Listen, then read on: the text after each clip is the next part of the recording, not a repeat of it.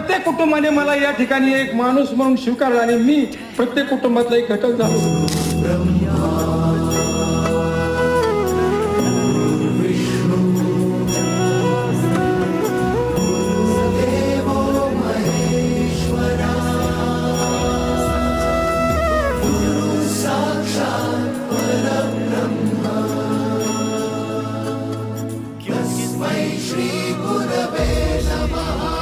झाला.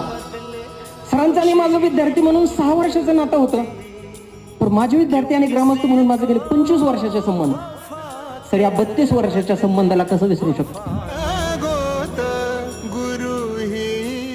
माझ्या 35 वर्षाच्या कारकिर्दीमध्ये मला माझ्या गावामध्ये माझ्या हातून गेलेला शिक्षक या शाळेतना एखादा विद्यार्थी कुठंतरी दारू पिऊन पडलाय असं दिसलं नाही का?